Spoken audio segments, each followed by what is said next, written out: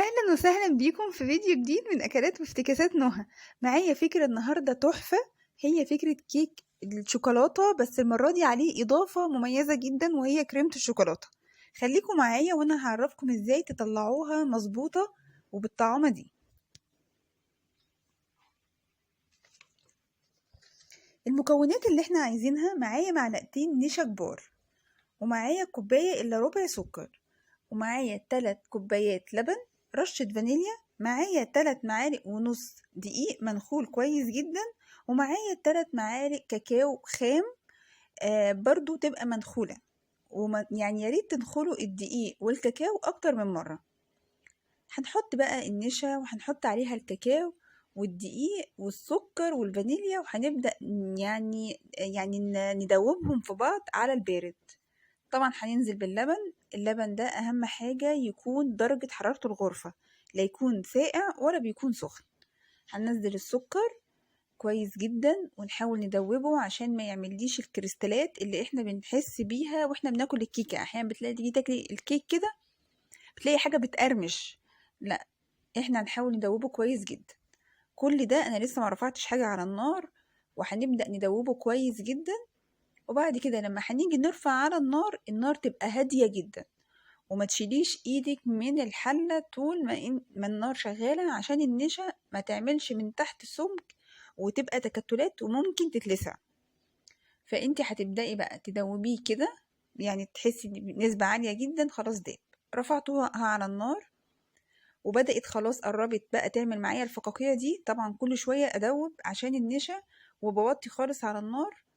خلاص عملت التكتلات دي، هتنزلي بقطعة بقالب كده صغير من الزبدة، وتقفلي عليها على طول، ما تسيبيش النار بقى شغالة وهي هتدوب. وبعد كده هسيبها تبرد تماما. نبدأ نشوف هنعمل ازاي الكيك نفسه.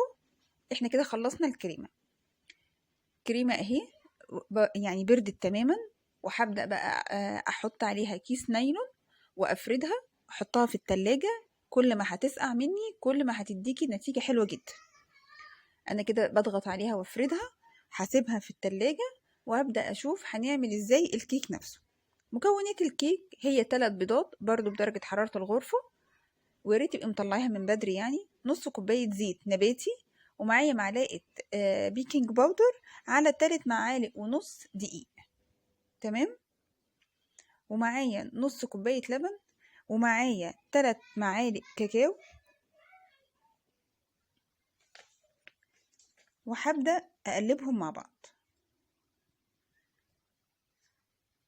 هنحط دلوقتي البيض،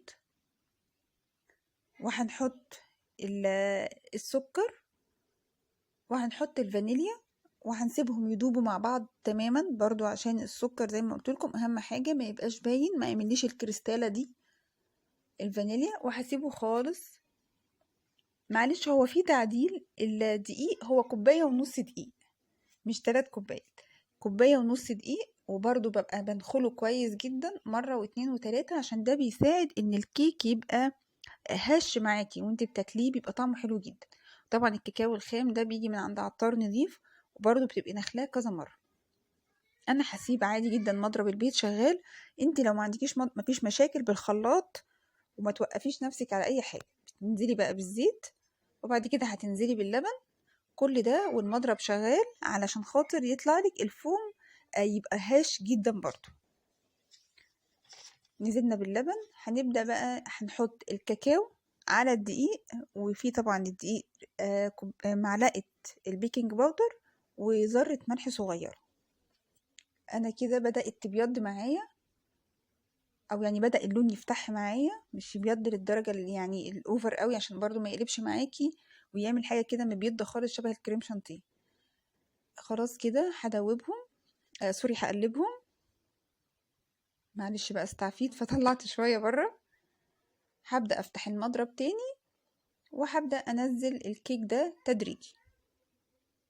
تعرفي ازاي ان العجينة نفسها بتاعة الكيك بتاعتك تبقى ناجحة؟ ان هي ولا تبقى تقيلة ولا بتبقى خفيفة. تيجي كده بعد ما بتخلصي ضرب الكيك في بعضه، تيجي تعملي خط كده، لو لقيتي الخط ده راح بسرعة تعرفي ان هي خفيفة. راح برضو ببساطة، يعني راح بسهولة، سوري راح يعني بصعوبة، تعرفي ان الكيك ده مظبوط. انا هنا نزلت اللي في الجوانب تماما علشان خاطر احيانا بيبقى فيه دقيق وكده، مفيش داعي كده. الكيك بتاعنا بقى مظبوط، العجينه مظبوطه تماما. هسيبها خلاص كده، يعني انا سبتها اخدت يعني كفايتها من الضرب واخدت هوا. الصينيه بقى برش فيها، بمسحها الاول بسمنه، برش فيها الكاكاو اللي هو الخام. ما بحبش في الكيك الشوكولاته بالذات احط دقيق، لان بيبقى باين من تحت ان هي لونها في زي تجيره كده او اللون المبيض، فهو احسن تحطي الكاكاو. انا هنا طبعا فتحت الفرن تقريبا بتسيبيه 3 دقايق قبل ما تحطي الصينيه، وبعد كده بتسيبيه تقريبا من نص ساعه يعني 35 دقيقه بالكتير جدا، وطبعا على حسب الفرن بتاعك. وعشان تعرفي هي استوت ولا لا، بسكينه رفيعه او بالخله بتقومي حطاها كده، لما تطلع نضيفه يبقى هي كده خلاص نجحت تماما معاكي، وتقومي قافله الفرن وطلعيها. انا هنا نزلت العجينه تماما، وهبدا ارج الصينيه شمال ويمين عشان لو في اي هوا يخرج يبقاش في فراغات في الكيك. ظبطتها اهو، وهبدا بقى اسيبها في الفرن. ولما اسيبها هوريها لكم عامله ازاي دلوقتي. خلاص كده انا خلصتها وهي جاهزه ان هي تدخل الفرن. خلاص كده انا هنا ده مكان ما كنت التعليمه دي مكان السكين. كده هي خلاص طبعا بردت تماما. طلعت الكريمه بتاعت الكيك، عايزه اشوف هي محتاجه لبن ولا لا.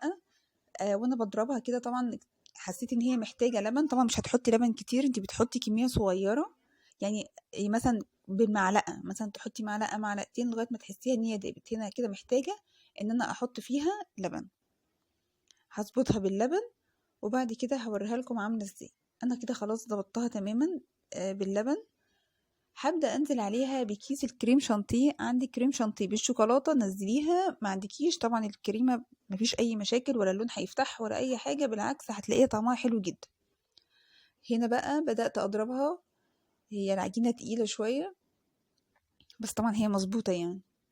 وهبدا بقى اضربها شمال ويمين كده لغايه ما تاخد من الكريم شانتيه كله، وهنزلها على الكيك زي ما انتم شايفين كده. بصوا شكلها طعمها روعة، يعني احلى من الجاتوهات والله العظيم اللي احنا بنجيبها من بره. وانا هنا كده بفردها. طبعا هي خلاص الكيك بقى بارد جدا، والكريمة دي مختلفة مختلفة مختلفة. حتى الولاد يعني لما هتيجي تعمليهم هيبقوا مبسوطين منك جدا، اللي في البيت يعني هيحسوا ان في حاجة مميزة. اهم حاجة تظبطي موضوع الكريم، يعني الفكرة كلها في الكريم. انا هنا كده خلاص فردتها. عندي الكريمة بقى، عندي بقية الشوكولاتة الخام هبشرها وهبدأ اوزعها. هبدأ بقى ترشيها، حابة انتي تحطي مثلا فروماسيل، حابة تحطي اي حاجة، بس هي عشان كريمة شوكولاتة وهي الكيك كله كده في بعضه شوكولاتة، فهيبقى حلو جدا يا بالشوكولاتة المبشورة دي.